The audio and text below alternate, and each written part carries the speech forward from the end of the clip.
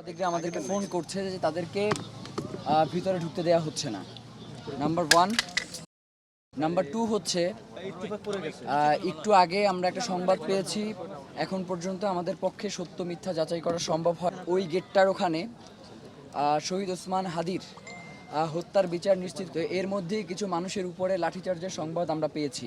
এখন পর্যন্ত আমরা কোনো ধরনের উস্কানি দেই নাই। এই লাঠিচার্জের যদি ঘটনা সত্য হয় তাহলে পরবর্তী যে কোনো পরিস্থিতির অবনতি যদি ঘটে তার জন্য এই আইন শৃঙ্খলা বাহিনী দায়ী থাকবে। এবং আপনাদেরকে আমরা এটা নিশ্চিত করি, প্রয়োজনে শহীদ ওসমান হাদির স্ত্রী এখানে অবস্থান করছেন প্রায় 4 ঘন্টার বেশি হয়ে গেছে।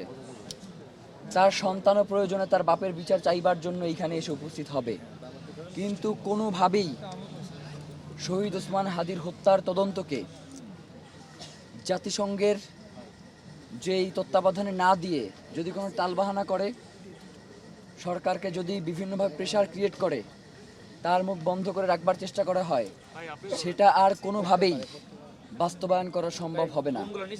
আমরা ইনকিলাব মঞ্চের পক্ষ থেকে এই যে অবস্থান গ্রহণ করলাম, এই অবস্থান একমাত্র শেষ হবে তখনই যখন ডক্টর মোহাম্মদ ইউনূসের পক্ষ থেকে একদম সুস্পষ্ট বার্তা আসবে জাতিসংঘের তদন্তের ব্যাপারে। এর আগে আমাদের অবস্থান থেকে সরে আসবার কোনো সুযোগ নেই। আরএফএল চেয়ার বলে চেয়ার মানে সমতা, আরএফএল চেয়ার ক্ষমতার নয় সমতার চেয়ার। আপনাদেরকে আমরা জানাই যে আমাদের উপরে যদি লাঠিচার্জ করা হয়, দেখেছেন আপনারা যে আমরা ভিতরে যত মানুষ, এর থেকে মিনিমাম 20 গুণ পুলিশ লাঠিসহ বাহিরে দাঁড়িয়ে আছে। তো এই 20 গুণ পুলিশ আমাদেরকে যদি লাঠিচার্জ করতে উদ্যত হয়, আমরা যে লাঠিচার্জকে শুধু দৌড়ে পালিয়ে যাব এইটা যাতে তারা না, আমরা অন্তত একটা লাঠির বাড়ি দেয়া হইলেও চেষ্টা করব। এইটা হচ্ছে ইনসাফের লড়াই। এই ইনসাফের লড়াইয়ে শুধুমাত্র মাইর খাইলেই ইনসাফ কায়েম হবে না। এই ইনসাফের লড়াইয়ে যারা বাধাগ্রস্ত করতে আসবে তাদেরকে প্রতিহত করতে হবে আমাদেরকে, আমাদের জায়গা থেকে। আমরা তো এখন পর্যন্ত শান্তিপূর্ণ আছি, এইখান থেকে এখন পর্যন্ত শান্তির বিঘ্ন ঘটে এই ধরনের কোনো অবস্থান আপনারা আমাদের মাধ্যমে দেখতে পেয়েছেন? পান নাই। এমনকি আমাদের ভাইদেরকেও আমরা গেটের ওই পাশে দাঁড় করাই রাখছি যাতে অনেক লোক এখানে জড়ো হয়ে কোনো বিশৃঙ্খল পরিস্থিতি তৈরি না হয়। এরপরেও যদি এই ঘটনা সত্য হয়, আমাদের ভাইদেরকে যদি লাঠিচার্জ করে, তাহলে আমরা বৃহত্তরে আন্দোলনে যাব এবং এর জন্য এই সরকার দায়ী থাকবে। এইটুকু বলবার জন্যই আপনাদেরকে ডেকে আনছিলাম, কারণ এই কথাগুলো আপনাদের মাধ্যমে প্রচার হওয়াটা অত্যন্ত গুরুত্বপূর্ণ।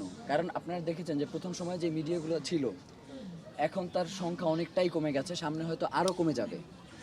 আপনাদের উপরে বিভিন্ন হাউস থেকে প্রেশার ক্রিয়েট করবে, আমরা এটা জানি। কিন্তু পুরো এইখানে একটা মিডিয়াও যদি না থাকে, আমরা শহীদ ওসমান হাদির স্ত্রী, যিনি আমাদের কাছে মাতৃ সমতুল্য, তাকে আঘাত করবে বা তাকে রেখে আমরা এইখান থেকে কোনোভাবে যাব না। এটা আমাদের একদম পরিষ্কার কথা। আমরা এখানে অবস্থান গ্রহণ করছি, এটা সুষ্ঠু একটা বিচার তদন্ত কার্যক্রম শুরু হবে জাতিসংঘের অধীনে, এরপরে আমরা এখান থেকে যাবো। এর আগে আমরা যাইতেছি না। আপনাদের অসংখ্য ধন্যবাদ। এখন পর্যন্ত কেউ কোনো ধরনের করে নাই। মানে শহীদ ওসমান হাদির স্ত্রী রাস্তায় এখানে বসে আছে, রাস্তায় শহীদ ওসমান হাদির স্ত্রী। প্রধান উপদেষ্টার দপ্তর থেকে একজন পিওনও এখন পর্যন্ত আসে নাই। এই অন্তর্বর্তীকালীন সরকার নাকি পৃথিবীর ইতিহাসে সব থেকে সুষ্ঠু নির্বাচন এবার নাকি করতে যাইতেছে। এটা আমাদের জন্য হাস্যকর লাগে।